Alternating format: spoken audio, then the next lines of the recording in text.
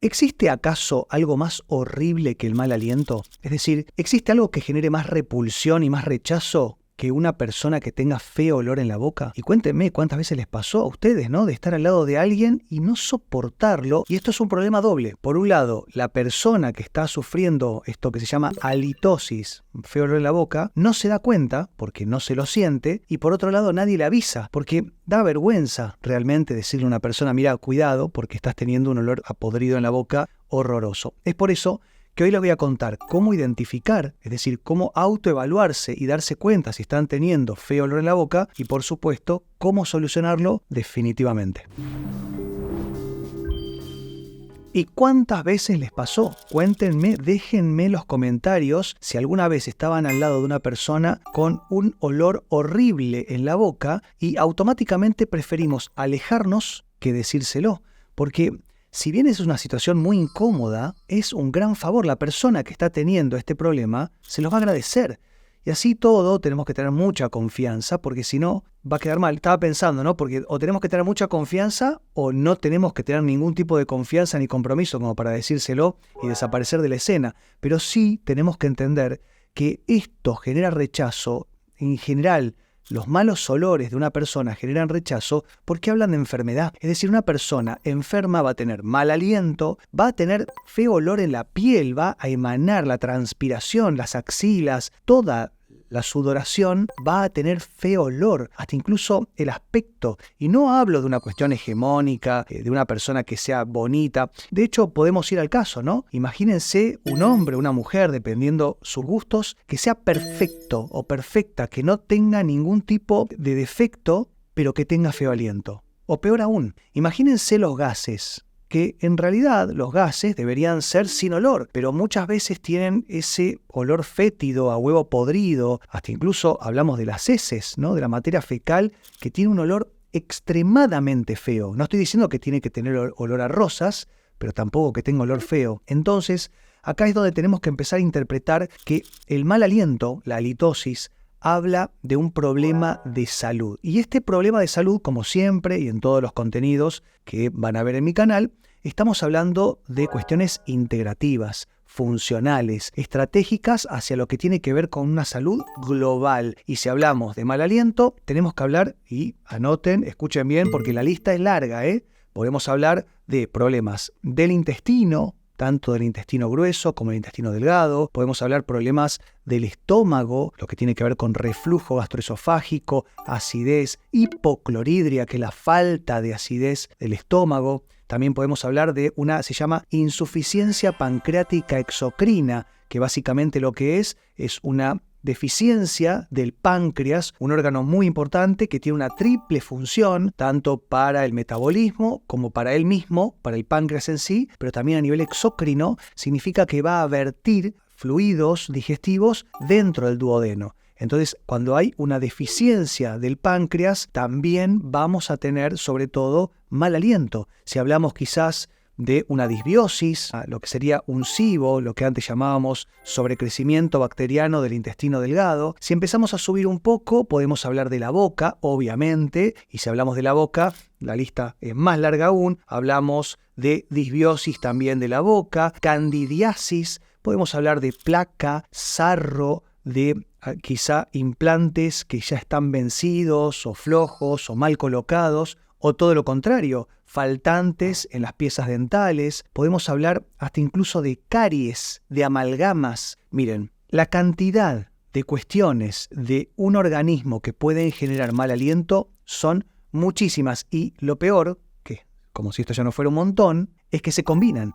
Por ejemplo, si nosotros tenemos una candidiasis oral, vamos a tener seguramente una candidiasis genital y también una disbiosis intestinal. Si hablamos quizá del sarro de la boca, esto va a generar mal aliento, pero al mismo tiempo el sarro se genera sobre todo muchas veces por una insuficiencia del estómago o del páncreas, como les acabo de contar. Entonces, no podemos tratar solamente una cuestión. Tenemos que vernos como una cuestión global, integrativa, porque somos una bolsa de cosas interactuando entre sí. Entonces, ¿cómo vamos a interpretar? ¿Cómo nos vamos a dar cuenta? ¿Cómo podemos autoevaluar si tenemos mal aliento o no? Y lo primero tenemos que hacer, se llama terapia de choque, ¿no?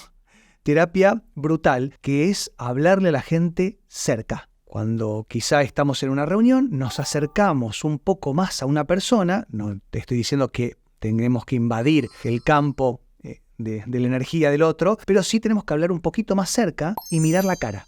Mirar la expresión. Es una cuestión bastante automática, ¿no? Porque tiene que ver con los sentidos. Entonces la persona, dos cosas. Primero, se va a alejar y segundo, va a poner cara de asco. Es decir, es imposible una persona tener el mal aliento de otra persona y no poner una expresión del rostro de rechazo, básicamente. Y mírenlo, presten atención. No se queden pensando en lo que hablaron y háganlo a lo mejor con un par de personas durante la semana y vayan mirándolo. Por otro lado, hay una prueba que pueden hacer en el dorso de la mano, apoyan la lengua o le pasan la lengua al dorso de la mano, esperan un minuto a que se seque y después lo huelen. Esto les va a dar un indicio. También lo pueden hacer con el hilo dental. Yo sé que el hilo dental no es tan común, pero muchas veces las personas que nos higienizamos lo más posible la boca, lo utilizamos y después de utilizarlo, tienen que esperar de nuevo un par de minutos y lo huelen. El hilo dental va a ser un testimonio de cómo está nuestra salud oral. Si pudieron identificarlo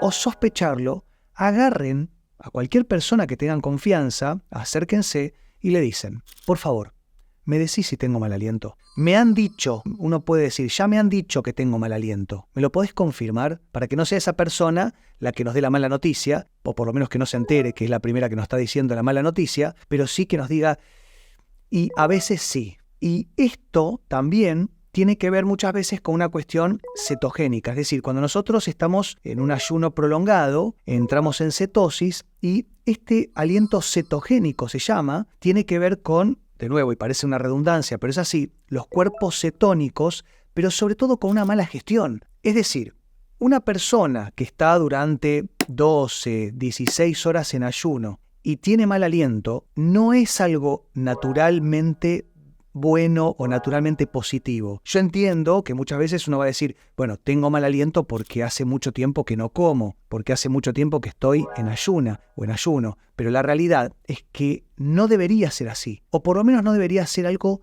tan fuerte, ¿no? Algo tan repulsivo, por decirlo de alguna manera. Entonces, si nosotros hemos identificado que tenemos mal aliento o queremos ayudar a alguien que lo tiene, tenemos primero que nada que solucionar nuestras cuestiones microbianas. En ese orden de cosas tenemos que entender, cuando tenemos mal aliento en una persona, en un organismo que tiene mal aliento, después de comer hay empeoramiento, es decir, el mal aliento empeora después de comer, esto nos está hablando sobre todo del estómago. Si después de comer el aliento mejora, esto está hablando más que nada de todo el tubo digestivo. Cuando nosotros tenemos un aliento cetogénico, por estar sin comer nada durante un tiempo prolongado, y comemos, esto cambia, pero estamos hablando de una mala gestión del metabolismo. Se llama rigidez metabólica. Ahora, por otro lado, también tenemos que entender que si comemos y se nos distiende mucho la barriga, ¿no? Sentimos que terminamos de comer y a la media hora tenemos como una hinchazón abdominal muy grande,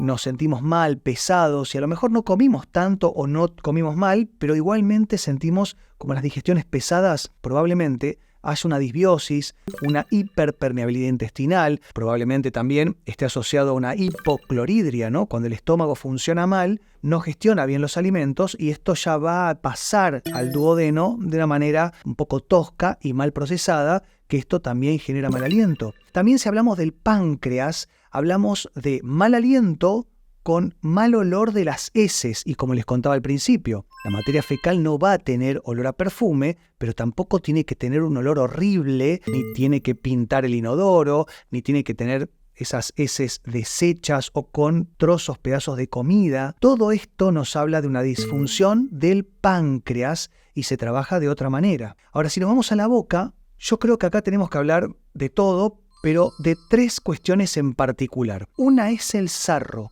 El sarro no se ve porque no se puede detectar correctamente y al mismo tiempo genera muchísimo mal olor. Pero la característica del sarro es que el mal aliento es todo el tiempo. Hayamos comido o no, sea a la mañana o a la noche, y sobre todo el mal aliento del sarro en la boca se puede detectar a distancia, es decir, puede estar a 1 metro la persona que le sentimos el mal aliento. No tiene feo olor corporal, pero el mal aliento llega mucho más lejos, se propaga en el aire, una característica específica de lo que emana. Imagínense, ¿no? Imagínense lo pernicioso, lo malo que es tener este sarro en la boca, que se puede detectar el olor a 1 metro de distancia. Inexplicable, pero bueno.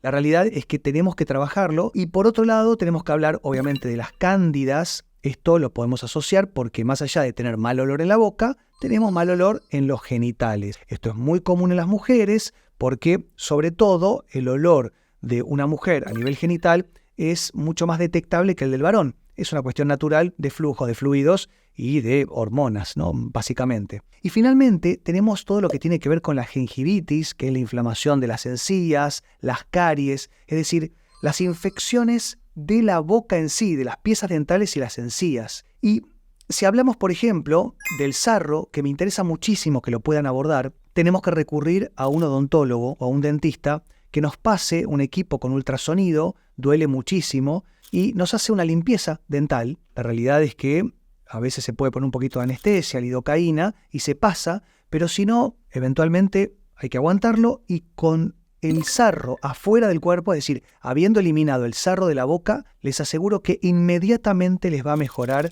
la halitosis. Inmediatamente, ¿eh? Por otro lado, si es una cuestión infecciosa, podemos utilizar el aceite de coco, el MCT oil o aceite MCT, que es un concentrado de aceite de coco, y todo esto podemos hacer lo que se llama un oil pulling, que es básicamente un poquito de agua con el aceite de coco o el MCT, hacemos un buche y después nos lavamos los dientes. Es importante, ¿eh? Después de hacerse este buche, tenemos que esperar a lo mejor un par de minutos y lavarnos los dientes con crema dental, idealmente sin flúor, ¿no? Porque el flúor no es algo muy beneficioso. Esto en todo lo que tiene que ver con infecciones y en lo que tiene que ver con el sarro. La placa también. La placa la tenemos que tratar con un odontólogo, la gingivitis también, hasta incluso, yo no sé si en algunos casos un poco más severos, no es necesario utilizar algún tipo de fármaco, pero sí el cepillado prolijo dental y con el hilo dental es importantísimo. Si a lo mejor entienden que tienen un poco más de placa o de sarro, pueden utilizar la cáscara de banana. Yo les hice un video sobre la cáscara de banana para utilizarlo en las piezas dentales, se los dejo acá arriba si lo quieren ver, pero también tienen que entender que tienen que comer bien. No podemos pretender tener dientes fuertes y sanos si comemos mal. Y en lo que tiene que ver con comida, el alimento número 1 para mejorar todo esto es la manzana. La manzana es un alimento propiamente humano y nos va a ayudar muchísimo a pulir, a limpiar, y lo mejor aún es que lo podemos combinar con el aceite de coco. Es decir, podemos comer manzana con aceite de coco y hacemos un oil pulling bien profundo. Recuerden lavarse los dientes después porque si no esto puede irritar toda la boca. Y finalmente, con todo lo que tiene que ver con el tubo digestivo, antes de trabajar el estómago, el páncreas, el hígado también, cuando tenemos una disfunción hepática, todos los flujos digestivos, los ácidos biliares, todo colapsa y sobre todo vamos a tener mucho dolor abdominal, heces mal formadas y también no solamente olor en la boca, sino tener mucho olor en la transpiración. ¿Cuántas veces vamos al gimnasio o estamos con amigos y sentimos que tiene olor a transpiración, pero como si fuera cebolla? ¿Qué tiene que ver una cosa con la otra? Y esto es porque el olor que está saliendo de esa sudoración es extremadamente disfuncional, básicamente para no entrar en detalles químicos, pero les decía, antes de fijarnos en el estómago en sí, en el páncreas, en el hígado, todo esto tiene que estar trabajado. Tenemos que mejorar, tenemos que proteger, tenemos que cerrar barreras mucosas. Es decir, la primera intervención es para cerrar barreras. Si no cerramos barreras, ninguno de todos los procedimientos que hagamos posteriormente va a tener efecto. ¿Y esto cómo lo hacemos? Con la L-glutamina, un aminoácido que es muy potente, lo pueden utilizar entre 500 gramos y hasta 5 gramos, dependiendo del peso, de quién, del género, de cómo comemos, de cuánto comemos, y es muy útil para cerrar barreras. Les dejo el video acá arriba por si lo quieren ver, porque hicimos un video de L-glutamina y eventualmente enzimas digestivas, para mejorar la función del páncreas. Podemos utilizar la betaína con ácido clorhídrico, el zinc carnosina para el estómago. Podemos utilizar el N-acetilcisteína para el hígado. Y escuchen bien, muchas veces todo lo que tiene que ver con placa, con cándidas, es decir, cuando tenemos una infección en la boca o en el tubo digestivo, estas bacterias se llaman biofilms, es decir, tienen una película protectora muy importante que es prácticamente imposible de derribar. Es decir, estas entidades tienen una protección que han evolucionado a través de los siglos y los milenios que ni siquiera los antibióticos alopáticos pueden derribar. Entonces, acá es donde el N-acetilcisteína, el NAC, va a ser muy útil para poder romper, para poder derribar estos biofilms y llegar a estos microorganismos y eliminarlos por completo. Pero al mismo tiempo, el NAC es un precursor del glutatión, entonces para el hígado nos va a servir a la perfección. Hasta incluso podemos hacer los sueros con glutatión y esto va a hacer que potenciemos todo nuestro organismo a nivel hepático. Si nosotros podemos interpretar y adaptar todos estos tratamientos, créanme que la halitosis tiene que terminar siempre con una persona de confianza que nos pueda ir diciendo si esto está mejorando o no, porque si no, no vamos a terminar nunca de mejorarlo. Ojalá que les sirva y nos vemos la próxima. Que estén muy bien. Chao.